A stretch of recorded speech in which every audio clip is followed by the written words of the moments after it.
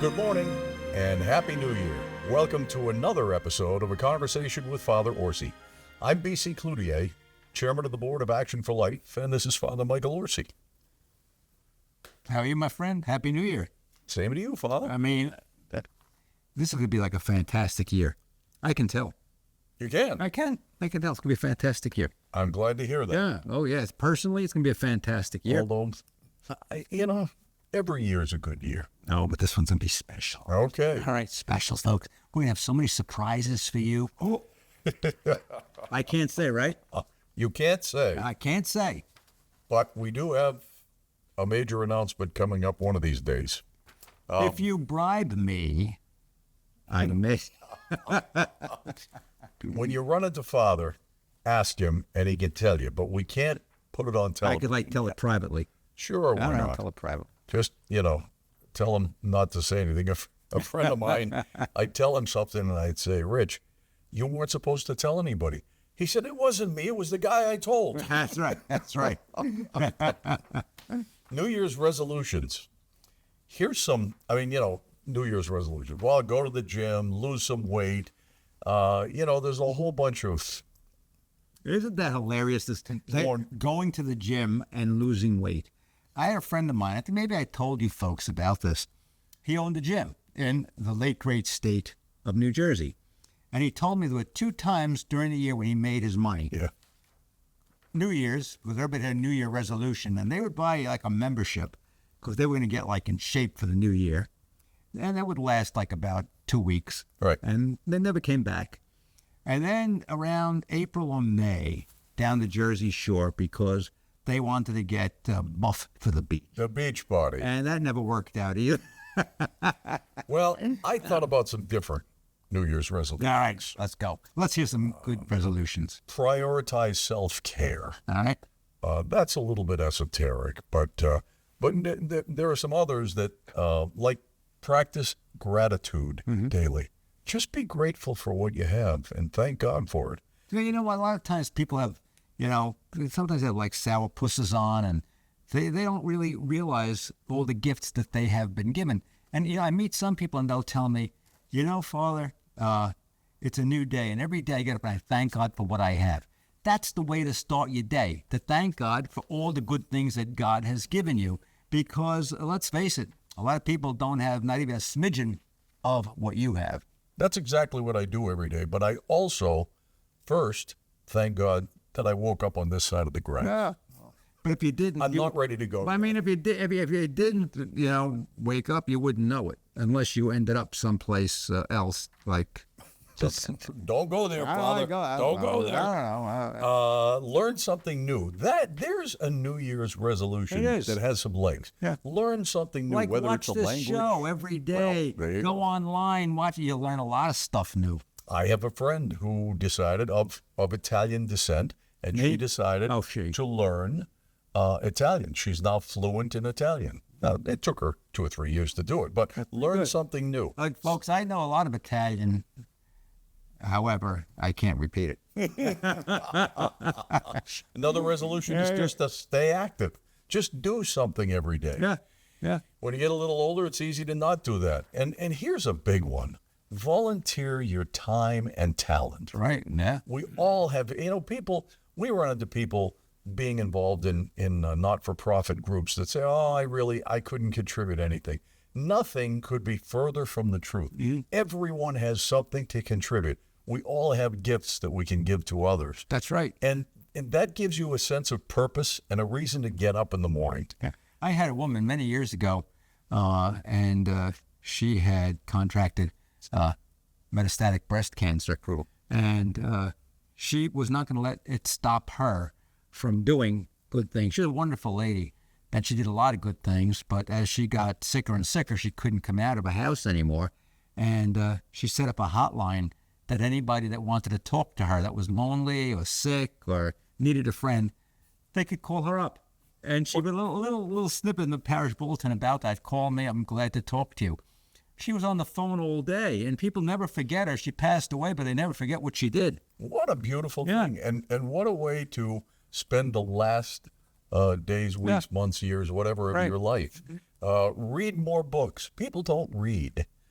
And reading is such an enjoyable pastime. It's far preferable than watching television. It is. It is. You know, I'll tell you, folks, one of the things that I've done over the years, I've read a lot of books, but I tried to read the classics. That way you're not wasting your time on junk, which is lower than junk, because a lot of junk out there, and you're just wasting your time.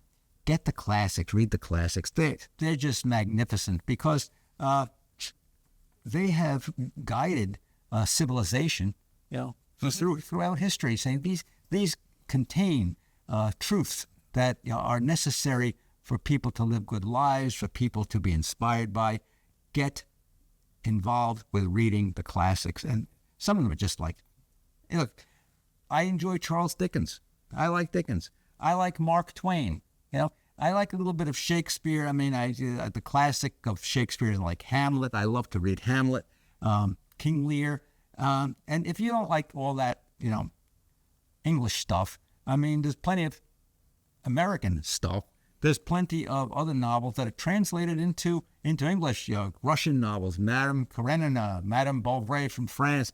Yeah, think about the classics. Go online. What I do is the 10 best novels ever written. Novels are good. Read novels.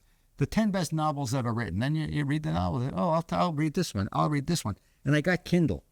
They're great. Oh, yeah. They're great. Yeah. Kindle's great. You have all these books piled up in your house, and they're cheaper, and they can make the print big. When you get old, like BC, you need the bigger print. Yeah, I read on my iPad all the time. Although, Father, you're more cerebral than I am. The classics to me are John Grisham. Very good. John Conley. Actually, I periodically do what you suggested. Go back and read The Red Pony. Yeah. Or some of those kind of classics. Certainly the Mark Twain stuff. Sure, yeah. It's really Cannery Row. It's interesting, John Steinbeck, to read those things when they were contemporary, right, and think about how it was. Anyway, limit time with social media. People spend too much, me included, in front of a screen, in front of social media, and I am slowly weaning myself. Yeah, you get hooked on social media. I just heard, I think the other day, that even senior citizens are, 4 and 5 hours a day on social media. It's a great time waster. Yeah. I mean, it really, people our age are on Facebook more than on TikTok or Instagram and like that. But, I find myself, I'm at a doctor's office waiting to get in. Right. I'm on Facebook on my phone, Here's one that I think many of us have regrets. Connect with loved ones before it's too late. Yeah. A friend of mine said to me when it was far too late, I wish that I had taken a video camera and asked my relatives to tell their story, so that it could be preserved down through the generations. I didn't do that, and it's something that I wish I had done. Yeah, me too. But we didn't have the means, really. I mean, we didn't have the little camera. Well, you're right. Camera. But, it is. But it's easier. It's easier today. Well, and it's just, the advice is connect with loved ones before it's too late. Yeah. And I'll tell you this: if you're mad at anybody, like a relative, a friend, or something like that, try to get over it and move on. And I know some people, they're mad at their parents, and they don't talk to their parents, then something happens and they don't show up, and they're in the hospital, they don't visit them, and you got to live with that the rest of your life. So just end it. Just end it. It's kind of ridiculous, and it's harmful emotionally, physically, spiritually. It's bad. Well, and that's a nice segue, because the next one is practice forgiveness, and then the last one, just practice random acts of kindness. Which can be any number of things, but you have to be mindful of it. It's easy to walk by people, and I'm not big on, the only time I gave a bum money was when the sign said, need money for beer. I appreciated his honesty and candor, and so I gave him some money. Yeah, yes, I can buy that. But I'm not big on panhandlers, and yet there are a lot of people that just doing a small act of kindness is really meaningful to them. Right.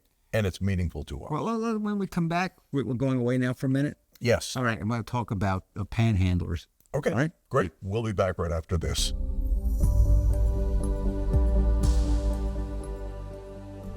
But for the moment, I'd like to talk to you about the expense of airing this program. You know, many people don't realize how expensive it is to produce this program and to get it on the air. Would you care to guess? It's about $3,000 per week. We think that's a reasonable expenditure, but obviously it's an expensive one. So we need to ask for your help.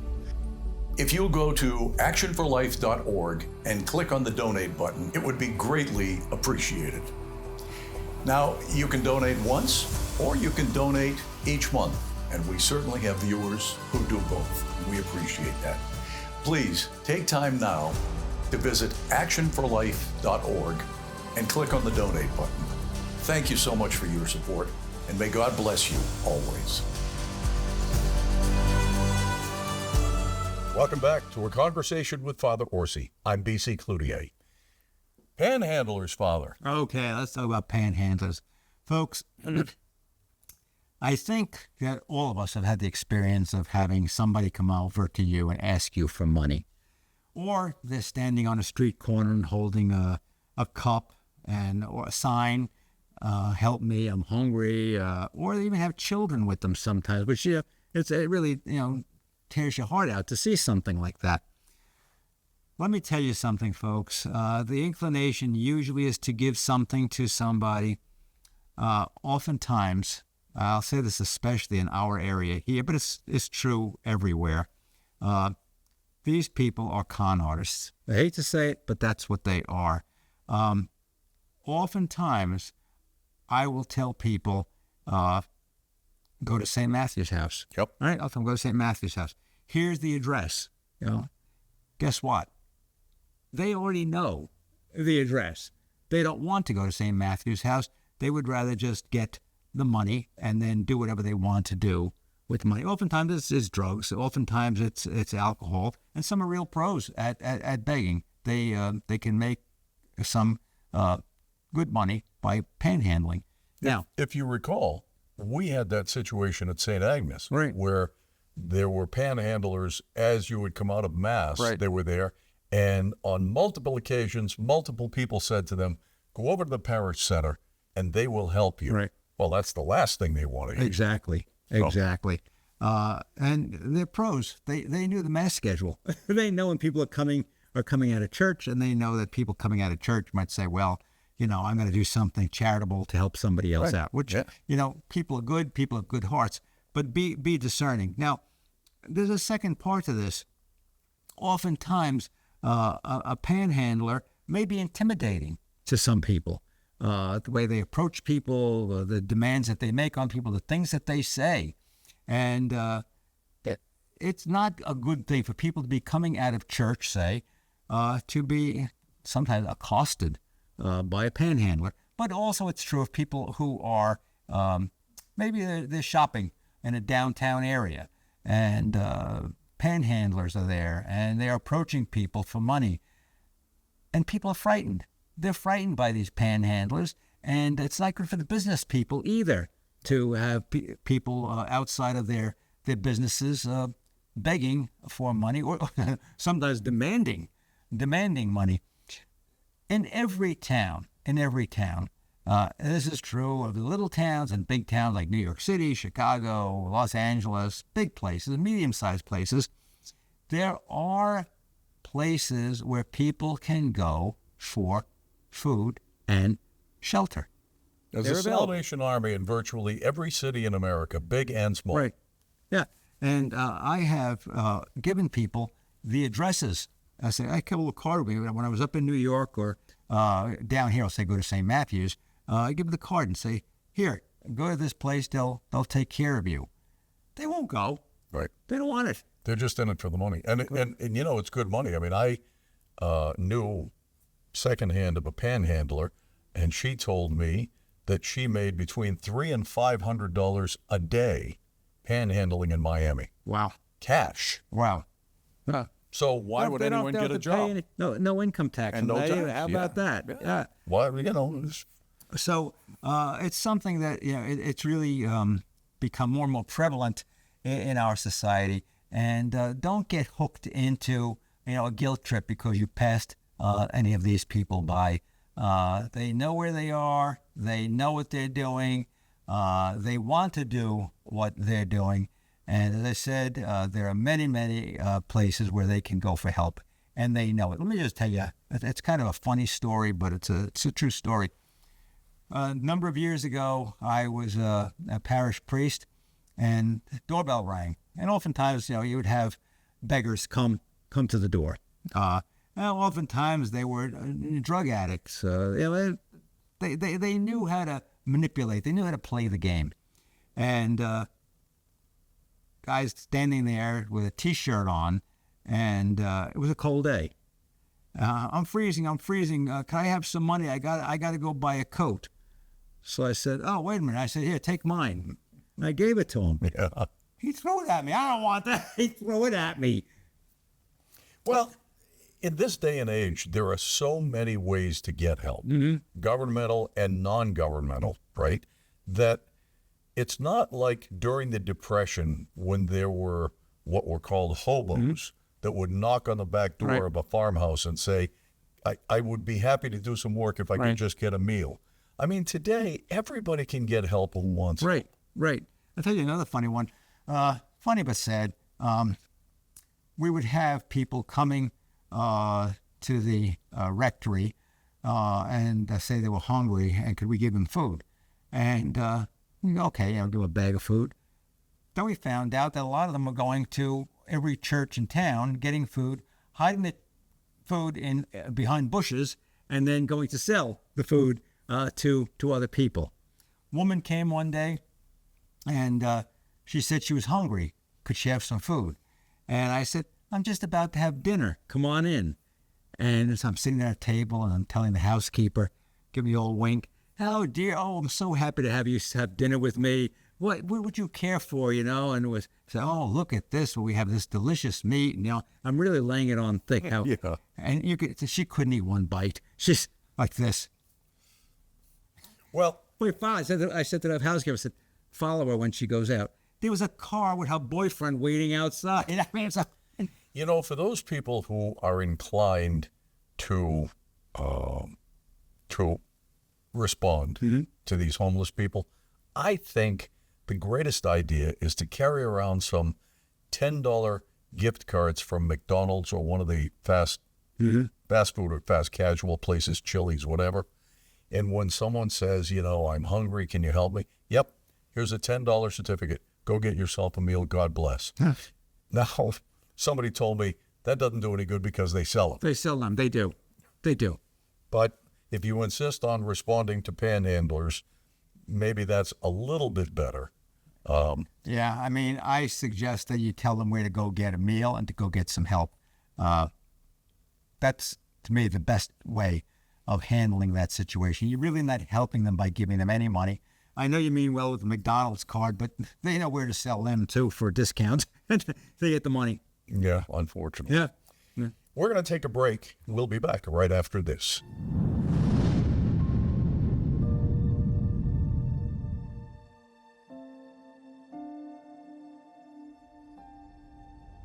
Hi, folks. Over the weeks, you have become more and more familiar with our program, Conversations with Father Orsi. I know that you are enjoying the programs because you tell me that you do. I want you to be sure that you should never worry about missing an episode because you can go to actionforlife.org and catch all of the episodes that we have produced over the last year. Now, also, extra added bonus, you can listen, watch my homilies, my weekly homilies about the Sunday readings. That's also on actionforlife.org. Lastly, Both of these adventures, conversations and the homilies, they cost money. And I'm going to have to ask you if you can help us out, because so many of you tell me how much you enjoy the program. Some people tell me our Sunday wouldn't be the same. We record the program, we watch them during the week.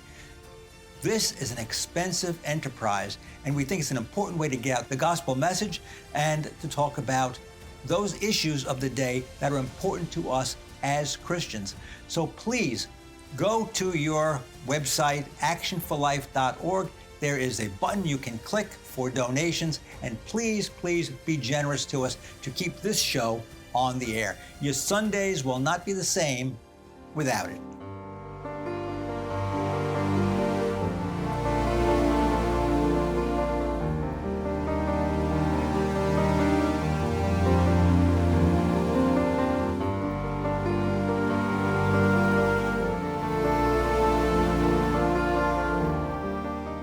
Welcome back to A Conversation with Father Orsi. I'm B.C. Cloutier. Father, it just occurred to me that 2 weeks from tomorrow, our incoming president, Donald J. Trump, will be inaugurated in Washington, D.C. It's always an exciting thing to watch an inauguration. You know, the first inauguration that I could ever remember was Kennedy? Kennedy? Yeah. Yeah, me too. The inauguration of John F. Kennedy. And I remember, in those days, I guess it was 1960, we didn't have a color TV yet. I don't think we had a color TV yet, but it was in black and white, as I recall. And I was watching it with my father. And, wow, it was just such a beautiful event. And I could the thing that sticks in my mind most especially was Robert Frost. Yeah. Robert Frost getting up to make some remarks and read some poetry at that inauguration. And what was the... Didn't he had to recite something from memory because he didn't have his script? Yeah, that blew off. Remember, there was a terrible snowstorm there in Washington. And also there was a heater under the podium and it caught fire. Yeah. There was some smoke coming. Yeah. But I remember that. Robert Frost, I remember Kennedy, and I remember just the way they were dressed. In those days, there was the tails and the top hat, and it was just a thrilling thing. I watched it with my father, and little do you know, every inauguration is historical, but I suppose that Kennedy one was, to see that one was most historical. He didn't live but 2 years. 3 years. 3 years, yeah. After that. But he was so young and vibrant, and I guess he wore a hat that day because he had his top hat. Right. But, I mean, you look at Ike and Mamie Eisenhower, and then you go to Jack and Jackie Kennedy, and Jackie, I think, was only about 30. Yeah. Right? Oh, yeah. When he was He was inaugurated. only 42. Talk about a juxtaposition. Yeah. Really, but and since then, I mean, inaugurations, even if you don't like who was elected, Right. there's so much pomp and circumstance, and there's so much, always a feeling, I think, of hope. Right. That this person is going to change America for the better. Yeah. Sometimes that happens, sometimes it doesn't. Sometimes it doesn't. But it's one of those events where I think every American has to celebrate it. You can't say, well, I don't like this person, I'm not going to watch it. I think you should watch it. I think you should celebrate it. And I think because it's the continuity of our constitutional republic. And you want to celebrate that. You're not like places that have civil wars and decide, who's going to be the leader by killing somebody else. We don't have that here. God forbid we ever have. We don't want to have that here. We're a smooth transition of power. That's what the inauguration does. Or you look at Russia. I mean, I can't imagine that Putin's inauguration is much to remark about, because it's a foregone conclusion that he's going to be elected. What do you mean? And then they say, well, he got 95% of the vote, which is, hogwash. He's very popular, folks. That's why he gets all those votes. And so in this country, 2020 aside, we know that the individual who's being sworn in is the choice of the majority of the people. Right.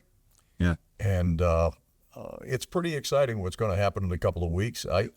So far, it seems to me, Father, that the second Trump administration is not nearly as chaotic as the first, that the choices that the President-elect Trump are making, or is making, I guess, seem to be thoughtful and appropriate. And I think we're going into a really good time in this country. Now, I hope so, and I pray. It seems to me that this is a much more well thought out administration from the previous one. Trump says, "Well, I didn't know the lay of the land." Well, now he does know the lay of the land, and he's acting as if he knows the lay of the land. So, hope that there's not that much, turnover as there was in the past. And let's pray for peace. I mean, there's a lot of conflict in the world, probably as much as any time since the Cold War. Right. And we need to resolve these conflicts in some peaceful way. Right. Hopefully. Well, I think he's going to, talk to Mr. Putin and Mr. Xi very clearly. Well, and as he said, I won't use his language, but he was at the Wall Street Journal for an interview. He essentially said, the reason that I think I can make a deal with these guys is because they know I'm crazy. Yeah, you laugh at that, but it's true. Crazy like a fox. I mean, sometimes you got to make them think you're crazy, and you don't know what he knows what he's doing, but they don't know what he's doing. They say, "Oh, this guy could, he could drop the bomb on us. We don't watch it." So that act of being crazy, it sometimes works because it intimidates them back. Yeah, the threat. I'll give you an example. It has nothing to do with politics. I was on a Delta flight a while ago now, and I said to the flight attendant, "You guys union?" He said, "No, the flight attendants don't have a union." And I said, "Well, that's interesting." He said, sometimes the threat of a union is more effective than being in a union. And that applies to the Trump administration. Right. Yeah. Final thoughts, Father? Well, final thoughts. Hey, folks, wonderful opportunity now. New year, new administration coming into Washington. Look, if your candidate didn't win, there's always the next presidential election. But the bottom line is, as Americans, we have to support whoever is in office. So I encourage you to pray for the president, pray for his administration, because when they're successful, America is successful. Yep. So, the prayers, the best wishes, and enjoy the inauguration, the historic events, and it's a symbol of how we have a smooth transition of power in this country. This is not some communist country or a banana republic that's having a coup every couple of years. Thank you, Father, and thank you for watching. Please join us again next week, same time, same place, for a conversation with Father Orsi. Until then, I'm B.C. Cloutier. Have a great week, and God bless.